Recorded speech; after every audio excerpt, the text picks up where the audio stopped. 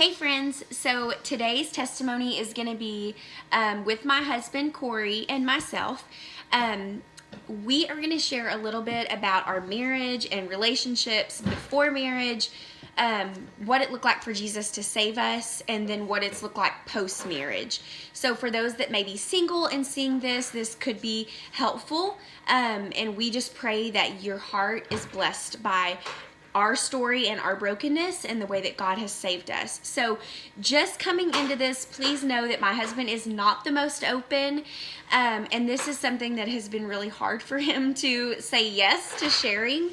But I just say that because I feel like a lot of people that are so blessed by testimonies weekly that I'm sharing may feel like it is just something that is just way too hard for them to share, or maybe that they don't have a story to even share.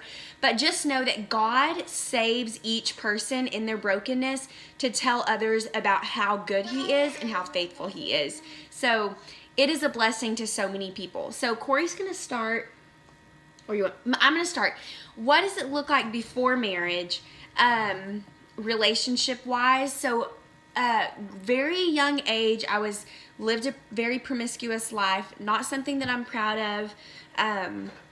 Had a lot of guy friends in not a good way. Then I got into a really long relationship, and it was not healthy on either side. We sought each other for this feeling of wanting to be filled up by Jesus. Like God gave us a desire to be loved by Him. And so when we seek that in a human, it leads to just brokenness of each other's hearts and all these other things. And so coming into marriage on my side was a lot of baggage that we had to deal with from a counselor, and it was definitely something that we had to lay it all out on the table and try to fix.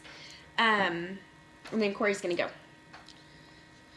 Like Kyla said, just always before marriage, always just felt like there was a hole, something always missing, and all the relationships that I was in, they didn't mean really. Thought they meant something, but it was more humanly than godly, and just doing things that weren't godly. And To us meeting. So then we met. It was really just a major God thing, us meeting. And yes, before me and Kyla met, I had no interest in being with another woman, and then one of my guys at work, they told me to message her, and luckily I messaged her. We went on a blind date. It was just pretty much from both of our standpoints, it was a total God thing, and we walked away from it feeling like the hole has been filled. Yeah. That may not happen like that with everybody, but we went on a blind date and it ended up working amazingly. We knew that night. And so that was, for us, that was just a way of God blessing us when we really didn't deserve that. Yes, definitely not. So then marriage, you started going to church again, and yeah, I was trying to go to church trying to get back into church right before I met Kyla, and luckily Kyla gave me the push I needed to get really back into church and start following God again. And yeah, I would feel, for myself, I feel like marriage-wise, I had never felt that love that Cory showed me. And I mean, we tell you this and it may seem like, oh my gosh, they have the perfect marriage, but trust me, there are moments where we want to kill each other. Literally, we're like, Jesus, what is going on here? So please don't think that. But I do feel like when I met Cory, it was a different kind of love, and I knew that God was blessing it. And so then, now post marriage, what does it look like for God to save us? You want to go first? No. Okay. post marriage, like what does it look like? We have definitely experienced trial. We've definitely experienced the enemy attacking, and I feel like post marriage, like the more that we open up, the more that we're willing to share, the more that we're willing to be vulnerable. And when we've had struggles, there have been very close friends that we're willing to just like say, hey, we have junk that we need help like hashing out. We can't really seem to come to an agreement. We need prayer. What does it look like for y'all in this situation? Like, how would y'all react? And I feel like there's been a few couples that we've been able to trust with fights, or I mean not really fights, but just like disagreements that we really need to come together on.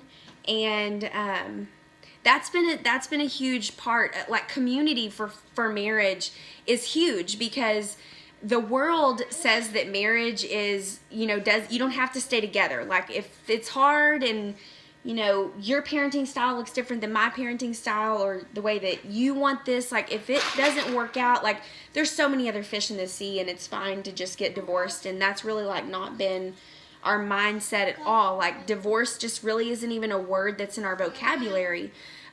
When we're really upset, Cory needs to get away and have his space, and I'm like, I want to hash it out right now. I just want to move forward. But we found that like he needs a space, and I want to like get it taken care of tonight. So like whatever it looks like for you, and for if you're going into marriage, like find those things about your spouse and come to a medium, and then have respect for each other in that aspect. What does it look like for you post marriage? Post marriage, you have to learn that you can't. I've always been the type of guy that wants to do my own thing. Like, it's a one person deal, but marriage is definitely all about teamwork. Like, you have to help each other, you have to see what each person wants. It's not just about what the husband wants or what the wife wants. It is definitely working things out and getting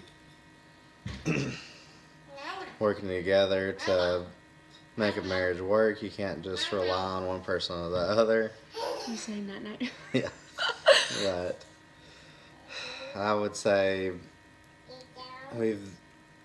don't be too prideful to do things that you don't want to do, like this video, or even marriage counseling. Like we're lucky enough through Antioch, we got free couple sessions of marriage counseling, and honestly it helped me a bunch, because I always hold things in, but I don't like to really share how I feel about things. But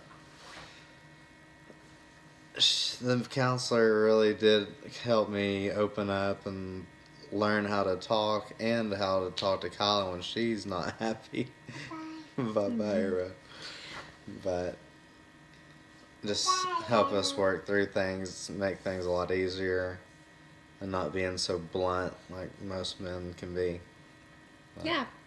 So we don't want to take this on too much longer, but we just hope that this blesses you. And if this is something that that somebody needs to see, would you please share it? And if you are ever interested in sharing your testimony, I would be so thankful. I know my followers would, and we hope you have a great day.